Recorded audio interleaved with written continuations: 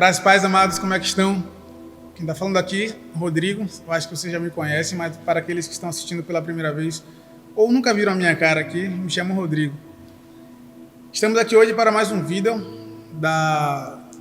das parábolas e hoje a gente vai falar sobre uma parábola bastante conhecida. Eu acredito que vocês já tenham ouvido ela, eu tenho quase certeza que sim.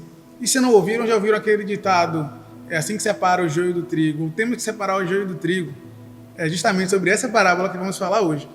Ela está escrita no livro de Mateus, capítulo 13, versículo 24 a 30, e ela termina no versículo 36 a 43. Vamos lá para a primeira leitura. Vamos ler agora Mateus 13, 24 a 30.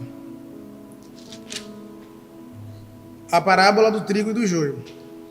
Propôs-lhes outra parábola, dizendo: o reino dos céus é semelhante ao homem que semeia boa semente no seu campo. Mas, dormindo os homens, veio seu inimigo e semeou o joio no meio do trigo e retirou-se. E, quando a erva cresceu e frutificou, apareceu também o joio. E os servos do pai de família, indo ter com ele, disseram-lhe: Senhor, não semeaste tu no campo boa semente? Por que tem então joio? E ele lhes disse: o inimigo é quem fez isso. E os servos lhe disseram: queres, pois, que vamos arrancá-lo? Porém ele lhes disse: não, para que, ao colher o joio, não arranqueis também o trigo com ele. Deixai crescer ambos juntos até a ceifa. E por ocasião da ceifa, direi aos ceifeiros: colhei primeiro o joio e atai-o em molhos para queimar, mas o trigo ajuntai-o no meu celeiro. No primeiro momento, os discípulos ficaram sem entender. E a justificativa para isso é que, quando a gente para olhar no versículo 36 a 43, eles pedem, para que Jesus explique essa parábola. Nesse primeiro momento a gente para por aqui. Quando a gente estiver no meio para o final, a gente acaba retomando já direto para essa parte da explicação do próprio Jesus. E o que a gente tira de começo para essa parábola? Interessante é que Jesus ele quer mostrar ali que existe o mal dentro do bem. Às vezes a gente se pergunta: como assim? O mal está instalado dentro do bem? Sim, ele mostra nessa parábola em que o chefe de família plantou só a semente boa, o inimigo foi lá, plantou a semente ruim e ela germinou juntamente com as sementes boas. Isso pode acontecer? Pode, como está escrito. E aí, a ideia dele também é mostrar a semelhança e contraste. A gente pensa: semelhança e contraste? Como assim? Por que semelhança? Porque o joio ele se parece muito com o trigo. Vocês podem olhar, aqui está o joio e aqui está o trigo. Vocês conseguem perceber a diferença neles? Não dá. É muito complicado você perceber, é quase impossível. Não vou falar impossível porque tudo é possível para Deus. Mas para nós humanos é muito difícil a gente conseguir fazer essa diferença do joio de trigo, sobretudo nos primeiros momentos deles que são praticamente iguais. Então, ele quer mostrar essa semelhança que eles têm e o contraste que eles têm. Embora eles sejam parecidos, quando a gente para olhar a fundo, são coisas totalmente diferentes, onde um traz consigo sementes, que é o trigo, e o outro traz apenas um vazio, que é o joio. E o que é o joio, o que é o trigo, como é que funciona isso? De forma bem básica, o joio ele é uma erva daninha. Ele contém algumas toxinas que pode torná-lo, na verdade, venenoso. Então, quem come como os animais e humanos, se comer, pode ter problemas muito graves. Então, a gente percebe que essa erva daninha ela traz consigo praticamente a morte. Porque quem come se sente mal e pode sim levar à morte essas toxinas. Já o trigo, ele é a segunda maior cultura de cereal do mundo. E a gente pode encontrar o trigo na alimentação comum nossa, como macarrão, pão, bolo, empanada, aquilo que a gente gosta muito, pizza. Então o trigo ele está inserido direta ou indiretamente, ele está inserido direto ou indiretamente praticamente no nosso cardápio diário. E a gente percebe que ele contribui para a vida, o trigo, porque é um grão muito importante que faz parte da nossa vivência. E aí, por que não tirá-los? Como a gente acabou de falar e ver, o trigo e o joio eles têm uma similaridade muito grande no começo. mas o tempo se encarrega em mostrar quem é joio e quem é trigo. Por quê? Porque o joio, ele não tem semente, então ele não pesa, ele fica totalmente ereto e esticado. Já o trigo, por sua vez, por ter a semente, ele pesa e pendula. E algumas pessoas costumam falar que o trigo, ele se curva, e o joio não, o joio fica de pé. O joio ele não se curva, por não ter peso. Então, se vocês ouvirem essa expressão em algum momento, que o trigo se curva, é justamente por isso. Porque a semente dele faz com que ele acabe se inclinando um pouco. E aí, no decorrer do versículo, do capítulo, ele vai falando sobre o que vai acontecer depois em que for haver essa separação do joio e do trigo. Ele mostra o futuro, né? Que vai ser a consumação, em que o joio ele vai ser tirado e vai ser queimado, e aí a gente vai poder ver isso daqui a pouco. A gente já viu um pedaço aqui, vai ver outro depois, em que ele fala sobre o juízo final, em que vai haver, assim como houve uma limpa na agricultura ali, vai haver a limpa no reino de Deus, em que todo o joio será tirado, vai ficar só ficarão os trigos, e aí ele vai caminhando. E a gente às vezes pergunta, mas o mal pode prosperar no meio dos bons? Pode prosperar, sim. Deus permite que isso aconteça. E se não permitisse, se não pudesse, não estaria escrito isso. Porque da mesma forma em que o joio cresce, o trigo também cresce. Então isso prova que sim, eles podem prosperar no mesmo ambiente, estando o mal no meio dos bons.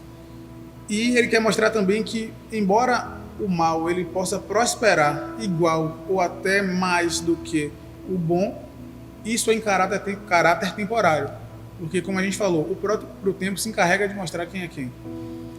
E aí, outra coisa interessante que esses versículos mostram é que a gente precisa exercitar a paciência.